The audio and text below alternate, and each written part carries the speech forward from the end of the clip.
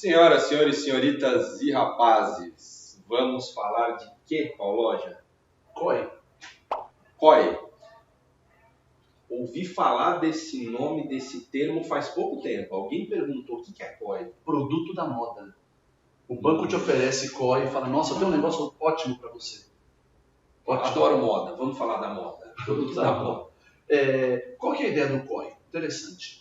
Primeiro, vamos entender que o COI, o banco, o fundo vende, assim, a instituição financeira vende para você. A ideia do COI é que você vai comprar um produto de investimento. Então, você vai comprar uma coisa que vai te render. Só que o COI, ele não rende de um jeito simples, e é por isso que ele é produto da moda. Ele tem uma regra de rendimento que é uma coisa meio mística. Então, por exemplo, vamos falar que... Vou criar um COI na minha cabeça agora. Vou falar que é um COI de dólar. Então, você aplica, vamos supor, 10 mil reais nesse COI. Se o dólar subir, eu te pago 13 mil reais. Se o dólar cair, eu te devolvo 9 mil reais. Quer dizer, eu tenho uma parte do meu capital protegido. Uma parte do capital protegido. E porque você eventualmente, quando perde pouco. Uhum. Mas quando ganha muito. Ganha bastante. Vamos supor que o vencimento dessa coisa seja para um ano. O que você consegue que te paga 30% ao ano?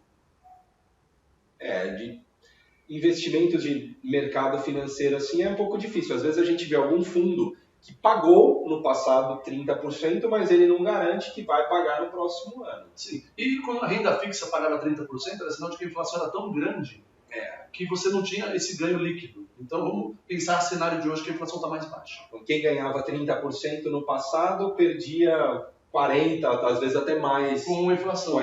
Achava que ganhava, né? Isso ainda acontece, né? Ainda existe inflação, você tem a renda fixa que paga uma coisa, mas é menos do que a realidade, a taxa real é menor.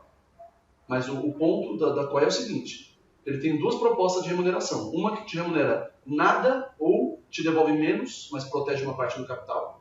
E dado um cenário, que é parecido com a opção, dá um cenário de strike, passou daquele strike, te dá uma bela grana. COI, Certificado de Operações Estruturadas. Isso, exatamente. Eu gostei de um exemplo que você deu uma vez, grupo de WhatsApp, falando do bilhete de loteria. Sim. Vamos pensar numa forma simplista, porque aí qual que é a ideia da COI? Para conseguir esse efeito, é evidente que quem montou o produto, o banco que montou o produto, ele compra várias coisas. Compra algumas coisas, pode eventualmente vender algumas coisas para criar, no final das contas, o efeito matemático ser abaixo do strike é uma situação, acima do strike é outra situação. Mas dá para a gente criar um exemplo simplista, que é mais fácil de entender. Para quem tem uma pequena noção de mercado financeiro, dá para entender de uma forma mais fácil. Então imagina o seguinte, a gente sabe que na renda fixa, você aplica e você recebe um pouco, mas recebe mais do que aplicou. A ideia é essa. Você aguardar seu vencimento, certo? Certo. Então, se eu quero te garantir 90% do seu capital, do dinheiro que você me deu, pega os 100% aí. Então, quero te garantir 90%. Vamos supor que para garantir esses 90%, eu pego 85% do dinheiro que você me deu. Porque eu aplico isso na renda fixa, vai dar 90%, não vai? Legal. Eu pego a diferença e compro um derivativo, compro uma call, compro uma put, compro um bilhete de loteria. Compra uma coisa que funciona como bilhete de loteria. Na prática, qual é o efeito? Se você comprar esse ativo renda fixa e comprar esse derivativo bilhete de loteria, se o bilhete estiver premiado, você ganha muito. Se não estiver premiado, você perde o bilhete, mas ganha a renda fixa, que é uma parte do capital garantido. Então, na prática, parece, pensando nessa filosofia, parece que dá para a gente criar uma COI caseira. Pega uma parte da sua grana, aplica em renda fixa e uma parte compra produtos muito arriscados. Só que qual que é a grande vantagem do COI? Eu não gosto muito de COI, mas qual que é a grande vantagem do COI? Isso não dá para negar. Você concorda que provavelmente o banco tem mais poder econômico do que a maior parte dos investidores que aplicam no banco? Certamente. Bem provável. E a gente tem ideias de ganho de escala. Quando a gente compra coisas em quantidade, a gente compra mais barato. O banco também. O banco, quando compra coisas em quantidade, como ele tem mais poder econômico, ele consegue fazer compras melhores, acessar ativos de renda fixa ou ativos quaisquer melhores do que uma pessoa física convencional. Então, dá para fazer um COI caseiro? Dá. Mas provavelmente ele vai ter resultados. O 90% e o 130% que eu tinha falado, no COI caseiro não vai ser 90 e 130, vai ser 80 e 120. Você não consegue a mesma produtividade que o banco tem que um ente mais poderoso tem de acessar ativos que são melhores, vamos dizer assim, ativos que você consegue aplicar e ter melhores retornos. Então, o COI tem essa vantagem, vamos dizer assim. Se você, ao invés de criar o COI caseiro, pensa, aplica uma parte de renda fixa, compro derivativos que funcionam como bilhete de loteria com uma pequena parte do meu dinheiro. Ao invés de você fazer, se você comprar um COI e ele funcionar do mesmo jeito, você tem ganhos de comprar o COI, porque a ideia do COI é que quem produziu, quem criou o produto, vai ganhar alguma coisa com isso, mas tem ganhos de escala. Então, essa pessoa consegue te oferecer um produto melhor do que você faria sozinho.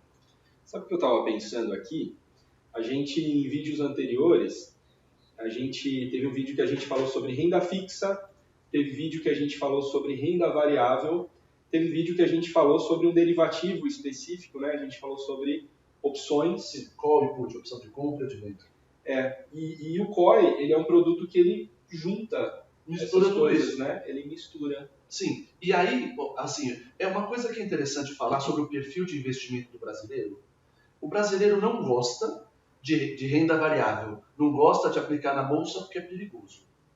Mas compra bitcoins, que na minha opinião é muito mais perigoso. Mas porque o Bitcoin é místico, tem uma coisa, eu não entendo, então dá para ganhar dinheiro fácil, então eu vou para esse. O COI tem meio essa característica mística. Por quê? O COI não é simples, como eu falei. O banco chega e te oferece um COI que varia, por exemplo, com ações de renda variável, né? de empresas na Europa, que eu não conheço. E justamente por não conhecer, parece que o brasileiro se interessa mais. Bacana. Você oferece... Finanças comportamentais. Exato. Uma coisa que não funciona como aparentemente deveria. Sai fora do racional. Então, tem vários COIs que a gente não entende direito.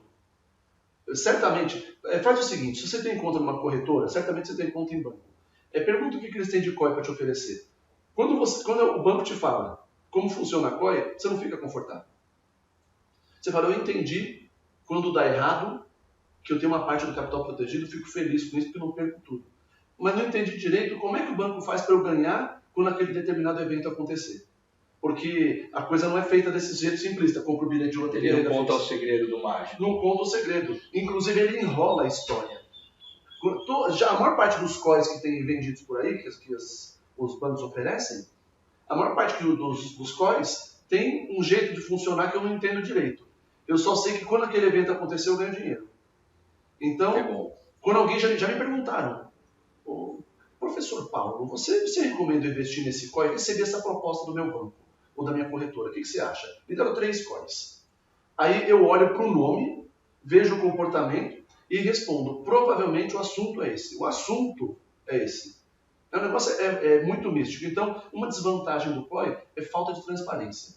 A gente tem uma ideia do que acontece da parte de capital protegido, que pode ser 100%, 90%, 80%, 70%, da parte de capital protegido e da parte que a gente eventualmente ganha caso sinistro, caso strike, o evento se concretize.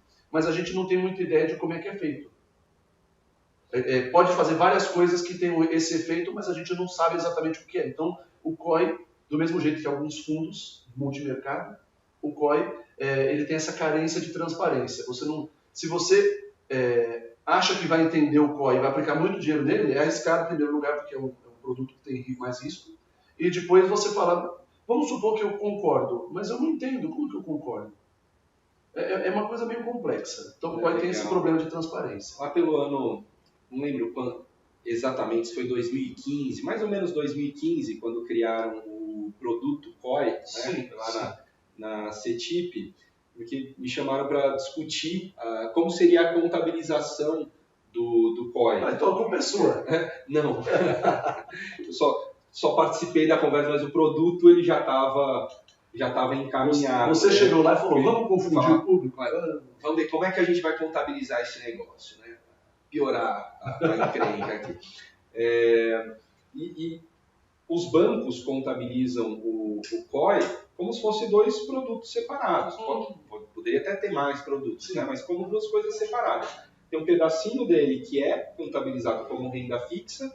Por exemplo, se um pedaço dele é um CDB, ele vai ser contabilizado como um banco emitindo um CDB, normal. Um pedaço dele é uma opção, ele vai contabilizar como um banco contabiliza uma opção, um derivativo. Sim, esse derivativo pode ser, inclusive, como você deu no seu exemplo, um derivativo de renda variável. Sim. Pode ser um derivativo de petro, pode ser um derivativo de ações de uma empresa na Europa, de uma empresa no Oriente Médio, de uma empresa no Oriente, de fato, no Japão, na China. Legal. Vamos ver agora se o Henrique vai entender o que é COI, certo, Henrique? Vamos ver. Com certeza. Legal, pessoal. Se vocês gostaram do vídeo, dê um like.